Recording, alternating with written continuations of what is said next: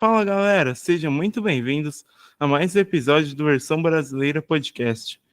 Hoje a gente vai ter uma conversa incrível com uma das vozes mais conhecidas do Brasil no mundo dos animes. Ele deu vida a personagens icônicos como Ash Ketchum de Pokémon, Yugi de Yu-Gi-Oh! E muitos outros. É um prazer receber aqui no nosso podcast Fábio Lucindo. Muito obrigado, hein? Eu que agradeço o convite. Prazer falar com você.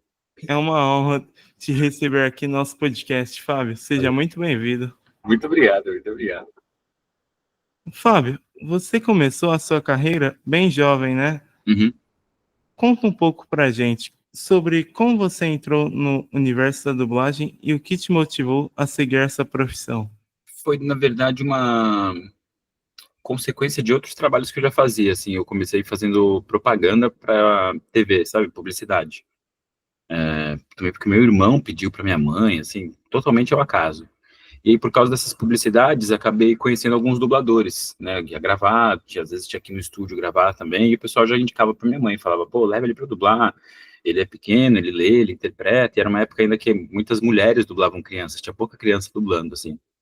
E por sorte também, a Alamo, que era um estúdio de dublagem muito grande na década de 90, assim, o maior do Brasil, eu acho, ele era perto da casa dos meus pais. Então eu sabia onde era a Alamo, né? Quando falava, pô, leva ele lá na Alamo. Não era uma coisa tão abstrata, tão distante, assim. Eu falei, pô, lá de casa, vamos lá. Fui na Alamo, aí fiz um estágio de dublagem, que fiquei assistindo lá a dublagem durante a semana. Na sexta-feira fiz um teste, aí nunca mais parei. Aí comecei a dublar, louca, foi devagar, né? Foi um processo, mas em 2 anos eu estava dublando em quase todos os estúdios de São Paulo. Caramba, Fábio, que legal essa curiosidade. E foi tudo por causa do meu irmão, assim, que hoje nem trabalha com isso, nem nada, assim. E não tem ninguém na minha família que é dublador, ninguém que já fazia isso, nenhum artista na família, do nada mesmo. E aí fui continuando porque foi meio dando certo, assim, foi sendo legal, foi sendo interessante para mim, foi me remunerando bem, foi uma coisa meio na inércia, assim, foi acontecendo. Eu tive umas 2 pausas, assim, fui morar fora, fui estudar em Portugal, depois fui para França, para me distanciar também um pouco para ver se era realmente isso que eu queria, que eu gostava, para repensar as coisas. E acho que foram experiências boas e que reforçam, assim, toda a minha vontade de continuar dublando, assim, meu gosto, assim, minha vontade de dublar cada vez mais e cada vez melhor, assim. Eu acho que incrementa, assim, dá outras perspectivas com uma profissão que uma coisa que, querendo ou não, eu já fazia desde criança há muito tempo, meio do mesmo jeito. Eu acho que dá uma ampliada, assim, nas opções. Caramba, Fábio. Nossa. E foi na ida de Portugal que você parou de dublar o Ash, né? Isso, verdade. Eu cheguei a gravar alguns episódios de lá, assim, eu tava em Coimbra, mas aí eles pediram pra ir pra Lisboa pra gravar, gravei uns 10 episódios de lá, e gravei o 18º filme. E aí depois, quando mudou até a saga, né, aí trocou a voz de todo mundo, assim. E aí já trocou de novo depois, né, já trocou umas 2 vezes depois, o pessoal vai trocando voz de qualquer hora. Né? Mó maluquice, porque eu achei que eu ia continuar, né, eu já tava gravando de lá, era só continuar fazendo o que eu já tava fazendo. Mas não entendi. E o Ash fazia vários anos que você... Eu fiz por 16 anos, assim. Mas agora o Ash também já saiu, né, já deu já resolveu a história dele. Deu uma descansadinha depois de tantos Exato. anos. Finalmente, né? Finalmente. Mas assisti, vi quando ele ganhou, tal, continuei acompanhando a trajetória dele, assim. A dublagem de personagens de anime, como o Ash Ketchum, foi uma virada muito grande na sua carreira. Sim. Como, como foi para você entrar no universo de Pokémon e dar voz a um personagem tão icônico? Eu acho que foi meio como você falou comigo antes de começar a entrevista, assim, foi para mim a minha porta, Pokémon foi também para mim uma porta de entrada para outros animes, assim, para o universo em geral. Eu já tinha assistido antes um pouco de Cavaleiros do Zodíaco, mas não acompanhava nada com tanto interesse, assim. A partir de Pokémon que depois comecei a acompanhar um pouco Dragon Ball, porque a gente começou a fazer, e comecei a ir atrás de uns animes meio por conta própria, assim. Eu conheci Evangelion antes de começar a dublar Evangelion, assim. Então, Pokémon acho que é uma grande porta de entrada mesmo para o universo dos animes em geral, assim, e para mim foi bem dessa forma também. Eu não conhecia muita coisa, assim, só coisa de assistir de infância com meu irmão, mas não entendia como isso funcionava no Japão, a quantidade de desenho que eles tinham, né? Ainda achava que tinha essa visão de que desenho era coisa só para criança, tal. Então, para mim foi uma porta de entrada, igual como foi para você. Entendi que, olha, se e crianças de hoje em dia vissem Evangelion. Não, tem que peneirar melhor, assim, acho que tem que ter uma classificação, tem que ter uma censura, assim, tem que ter uma classificação indicativa, né? Tem certas coisas que não é para todo mundo ver mesmo, assim. Acho que os animes passam bastante essa liberdade, tanto de tema quanto de imagem, né, das coisas que eles produzem, assim. Acho que eles fazem de tudo, né? Absolutamente de tudo, coisas incríveis e coisas meio bem questionáveis. Por isso que eles não têm essa visão que a gente tem de que desenho é uma mídia só para fazer conteúdo infantil, né? Então tem que saber peneirar bem o que você vai consumir. Agora todo mundo que assistiu a Pokémon, com certeza lembra da sua voz marcante como Ash Ketchum ao longo dos anos. Você foi acompanhando a evolução do personagem. Como você acha que o Ash mudou ao longo da série e, de certa forma, isso refletiu também nas suas interpretações? Sim, eu acho que ele não mudou tanto, assim, enquanto personagem, acho que ele continua no mesmo padrão de caráter, assim, a mesma espírito heróico e de ajudar os outros, e de ter o seu objetivo lá, de ser um maior mestre Pokémon, mas também não se importar em parar um pouco o seu próprio plano para ajudar alguém que está precisando, assim, eu acho que isso se mantém sempre. O que para mim aconteceu de mais interessante é que isso, ele continuou sempre com 8, 10 anos, o Ash não envelheceu. E no período que eu fiz, foram 16 anos, então eu comecei a fazer o Ash com 15 e terminei com 31. Então, eu envelheci bastante nesse processo, então acho que eu tinha que me transformar para continuar o mesmo, né, para o Ash não mudar tanto, assim. Então era o que eu fazia antes de começar uma nova temporada, eu escutava o último episódio da temporada anterior para tentar imitar a voz parecida e tal.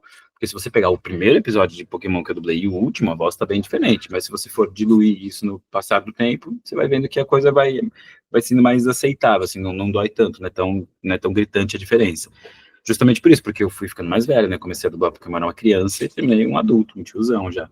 Eu acho que foi mais nisso, assim, mas do personagem em si, o Ash não, embora tenha suas complexidades, embora seja, não dá para ser muito profundo ali também, né? A história é muito mais aquilo, é muito fechada, você sabe a hora que a equipe Rocket vai aparecer, você sabe o que vai acontecer, assim. Não que eu nunca tenha me surpreendido e me emocionado com Pokémon, mas ele não fica filosofando, e tem monólogos enormes falando, é mais, tipo, vamos pegar esses bichos e ser o campeão, né? É bem shonen nesse sentido, assim. Teve algum momento de Pokémon que te marcou? Os filmes, normalmente, assim, porque normalmente a gente grava os longa-metragens fora do esquema da série, às vezes até em outro estúdio, e eu acho que eles têm um cuidado diferente, assim, né? A produção da série parece que vai mais em toque de caixa, assim, e o filme, embora sejam os mesmos personagens, tem um traço diferente, tem uma narrativa diferente. O primeiro filme de Pokémon, assim, eu acho muito bonito, que tem, acho que uns 40 minutos que é só Pokémon falando, sabe? Ninguém fala, não acontece nada. Quando você ficou lá meia hora vendo Pokémon existindo, assim, é muito doido. Esse me marcou bastante, assim. Foi o filme que o Ash foi congelado pelo Que vira meio. pedra. Aquilo não dá. Exato, exato, exatamente. Fábio, e também eu queria fazer uma pergunta sobre em ser Pokémon, mas só que teve algum anime que mais te marcou? Algum personagem? Atualmente, dos mais recentes, gosto muito do, não sei se você já assistiu, Beastars. Já. Gosto muito, assim, das últimas coisas que eu fiz foi uma das mais legais, assim. Evangelion é um trabalho que eu tenho um especial carinho, porque eu fiz 3 vezes, e também com distância grande, assim, na última eu pude dirigir. Dragon Ball também, putz, gosto muito do Kuririn, é um personagem que hoje em dia é um personagem que eu faço há mais tempo, e eu acho ele engraçado, acho ele carismático, acho ele divertido, esse ele não é o protagonista, mas pra mim ele é um baita, putz, eu gosto, ele é gente boa, ele é legal, né? Então, putz, vários vão marcando aos poucos, assim, gosto do o Bleach, o Ichigo, né? Não tem como não achar o Ichigo legal pra caramba, assim. É difícil escolher um, assim, mas o Ash, por eu ter feito bastante tempo, o Kuririn, por eu estar fazendo até hoje, o Shinji, porque eu gosto de Evangelion, assim, acho um desenho muito da hora. Então, difícil escolher um, mas eu apontaria esse, assim. E olha pra mim, são esses três personagens. Pra mim também. O Shinji é um protagonista maravilhoso. Exato. Tipo, a história de Evangelion é muito complexa. Não dá pra colocar pra uma criança Exato. pequena. Porque ela é muito de adulto, assim, são problemas muito da humanidade, assim, tem questões que são questionáveis, que hoje em dia, com certo distanciamento, você já vê que não são adequadas, mas para mim ele é um breve resumo de tudo, assim, uma metonímia de anime, tipo, quem viu Evangelion viu tudo, sabe, você vai ver outras coisas, tá, mas se você ver, tem as mechas lá, tem as meninas, tem o pai, tem conflito com o pai, tem uma Neo-Tóquio do futuro projetada, né, muito doido, assim, muito legal. É legal que eles fizeram, acho que, se não me engano, em 98, e eles projetavam 2015, né? E a gente hoje está em 2025 e vê como eles projetavam o futuro. É muito louco, assim, muito louco. E resiste, né? Até hoje, é um negócio que você revisita, e é um clássico, assim, é muito louco. Porque se você for ver, não é tanto material, né? Não é igual Pokémon, que tem 500 episódios, não é igual One Piece, tal. Você tem ali 30 e tantos episódios, 4 filmes, e a coisa vai se renovando a cada ano e ficando maior, assim, é muito doido, é muito poderoso. E também, Kuririn é um personagem maravilhoso que você fez, principalmente que, cara, foi o único que conseguiu trazer o Android 18 pro bem e casar com ela. E tem um filho ainda, depois virou policial, e ele é engraçado, né? Ele é divertido, assim. Ele dá um alívio cômico na série também, né? A relação dele com o Goku, assim, acho que ele é humano, né? No meio de tanto Super Saiyajin, um monte de outras espécies de seres, o cara é ser humano, tá lá, forte pra caramba, voa. É louvável, né? A participação deles. Fábio, além do Ash, você deu voz a outros personagens emblemáticos, como o Kuririn que a gente estava falando, o Kiba de Naruto e o Sabo de One Piece. Verdade, esses dois de mancada eu ter esquecido de falar, assim. O Sabo a gente tá fazendo, assim, né? Tá muito legal pra mim, assim. Que é meio novidade, mas não é, assim, acompanho One Piece, mas não vi todos os episódios. Então, no momento é o mais novidade, o mais animado, o mais aventureiro, assim, gosto pra caramba. E o Kiba gosta da mesma coisa do Akamaru, do cachorro, acho legal pra caramba, assim, gosto de bicho pra caramba. E usa um outro timbre, assim, então acho bem legal. E além desse tem o Bakugou, né? De My Hero Academia. Mas My Hero Academia, eu acho que ela passou muito rápido. Eu esperava mais, sabe? Eu achei que fosse ser um fenômeno muito maior do que ele acabou sendo. Prometia muita coisa, entregou, mas não tanto, assim, sabe? Acho que foi mais barulho, publicidade, do que de fato uma série bacana, legal. Tem seus méritos, mas eu acho que não fica tão marcante quanto esses outros clássicos. Eu não sei se vira clássico, sabe? Acho que é uma série que vai passar e a gente vai relembrar tanto ela, assim. Claro que ela é grande, tem seus méritos, mas acho que não pegou uma geração muito específica, sabe? Não atravessou todas as séries, todas as idades, todas as pessoas, assim, ficou nessa onda shonen mesmo, anime de menino e etc. Eles são muito diferentes entre si, com personalidades e histórias distintas. Como foi o desafio de criar identidade vocal para esses personagens tão variados? E existe algum processo especial para se conectar com eles? Existe. E eu acho que o principal, assim, que é o que eu utilizo, é ouvir o original, assim, o que eu tô recebendo de referência ali, né? A voz do cara que fez em japonês, ou então se recebe dublado em inglês, ou em espanhol, em qualquer outro idioma. Porque, como premissa inicial, assim, eu tenho que me aproximar o máximo possível do que o cara lá fez. Não posso alterar tanto as interpretações, fazer do meu jeito, né? Tenho que meio imitar o cara, simular o que ele foi feito. Então, ficar o mais atento possível, assim, na hora do ensaio, não já ir fazendo, falando ao mesmo tempo, sabe? Primeiro, na primeira passada, só ouvir, só escutar, só absorver o que tá vindo para depois tentar adaptar alguma coisa, para depois tentar falar por cima, sabe? Eu acho que é não ter pressa, ir devagar, e aí você não mistura personagem, porque cada um tá num contexto, cada um traz um universo completamente diferente, cada um tem suas características muito fortes, assim, então não tem como ver a imagem do Bakugou e sair a voz do Ash, sabe? Uma coisa que não dá esse tipo de ruído, assim. Quando você vê, você tá ouvindo, você vai se envolvendo e você vai reproduzindo aquilo, assim, um processo meio natural, mas que vai ficando mais profundo com o passar do tempo. Você não já chega de primeira e já sai matando e fazendo aquele personagem perfeitamente, assim, é uma coisa que com o tempo, conforme você vai ouvindo, vai se familiarizando, assim. O certo é a gente fazer as coisas de quando terminasse e refazer o primeiro episódio, sabe? Porque com certeza tá diferente. E a parte, eu acho mais gostoso da dublagem também, é isso, né? Ela é muito fragmentada, mas ela é muito intensa, assim, você tem uma possibilidade de mergulhar bastante, se você for pesquisar, se interessar, assim, ela te permite esse tempo entre uma gravação e outras. Muito obrigado por ter compartilhado. Que olha, agora falando como foi, ia ser Meio doido ver o Ash dizendo um morra do Bakugou. E aí o Bakugou fala com é o Deco, né? Deco, morra, Deco, morra!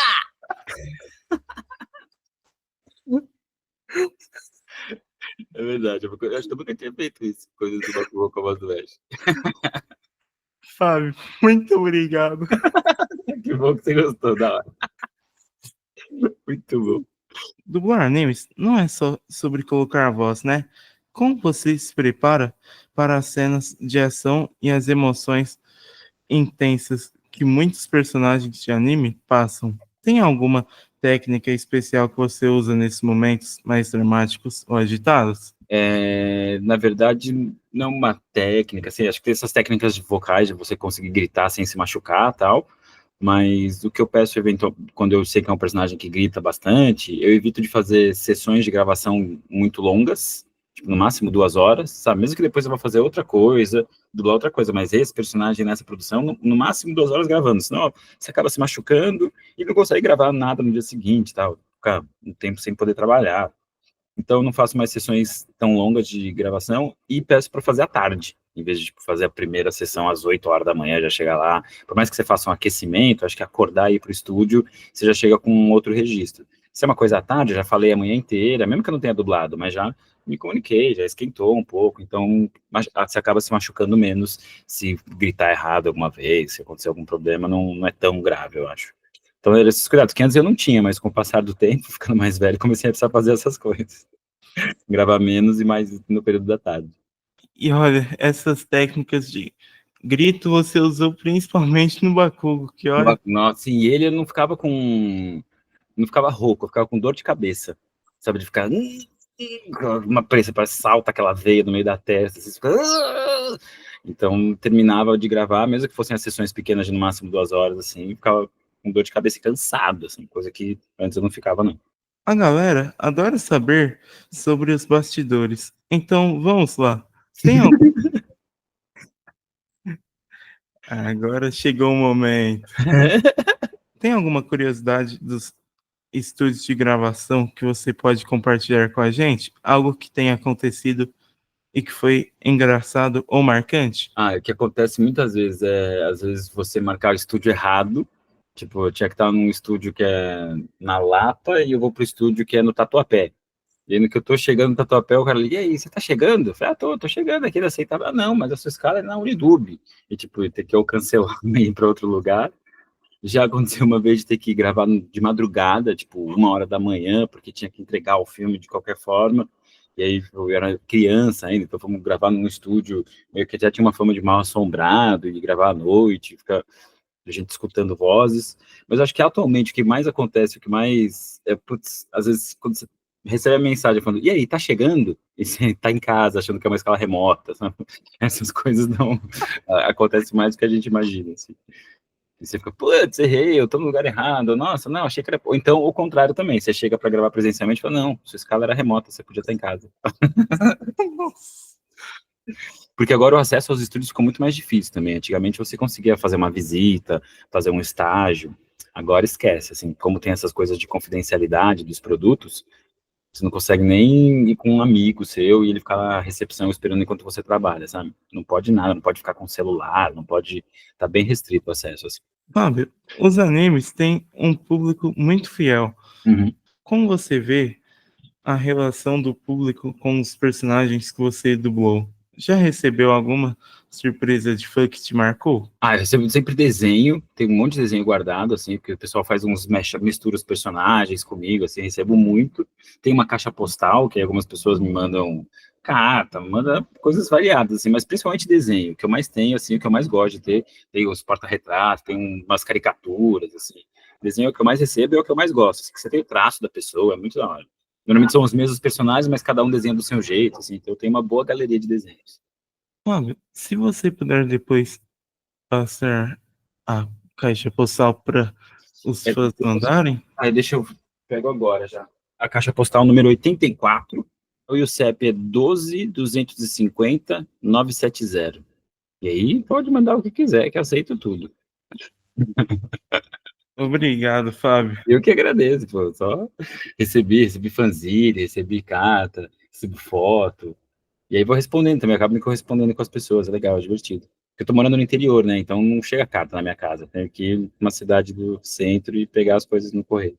Além de ser um dos principais dubladores de anime, você também tem uma experiência em direção de dublagem. Como você enxerga a evolução do mercado de dublagem no Brasil? O que mudou de uns anos para cá? Assim, de principal evolução, eu acho que foi a digitalização do áudio. Porque antes a gente fazia no áudio analógico, na fita mesmo, tinha que voltar, tal, não tinha muita edição, não conseguia manipular o áudio. A partir do momento que o áudio foi para o computador, que a gente trabalha em cima do áudio digital, nossa, ficou muito mais rápido, muito mais... A produção aumentou muito. Eu acho que a principal revolução assim da dublagem foi a digitalização do áudio. E com tantas produções, tem algum personagem ou projeto que você ainda gostaria de dublar ou alguma série que você adoraria revisar como diretor? Fica o spoiler pra gente. Eu adoraria refazer Dragon Ball do começo, sabe? Pegar tudo e refazer. Dragon Ball, Dragon Ball Z, Dragon Ball GT, Dragon Ball... Fazer tudo, desde o começo. Justamente agora, com essa tecnologia que a gente tem hoje disponível, áudio digital, tudo muito mais preciso. Eu queria fazer uma pontinha, qualquer coisa, uma participação em Simpsons. Ia ser legal, qualquer coisa eu já ia achar o máximo. Caramba, Fábio, muito obrigado por ter compartilhado. Eu que agradeço, da hora, acho legal. Fábio, foi incrível ter você aqui no Versão Brasileira Podcast. Muito obrigado por compartilhar essas histórias e esse tanto de conhecimento com a gente. Antes de encerrarmos, o pessoal pode te acompanhar e ficar por dentro dos seus novos trabalhos? Eu tenho pouca rede social, na verdade, tenho só o Twitter, que é o antigo X, né? Que é antigo Twitter, que agora chama X, na verdade. E aí meu nome é @Fábio Lucinda. E aí lá eu tenho esse contato com as pessoas, tenho a caixa postal, me comunico mais por lá, Facebook, Instagram, TikTok não tenho não, mas o X eu tenho. Entendi. E Fábio, antes de encerrarmos, você poderia fazer a voz do Ash? Claro. E aí, pessoal do Versão Brasileira, conto com vocês, hein? Escolho vocês! Muito obrigado, Fábio. Valeu. E para a galera que acompanhou o Versão Brasileira Podcast, se inscreva no canal, compartilhem nas redes sociais e comentem o que acharam do episódio. Obrigado, pessoal. Muito bom. Tchau.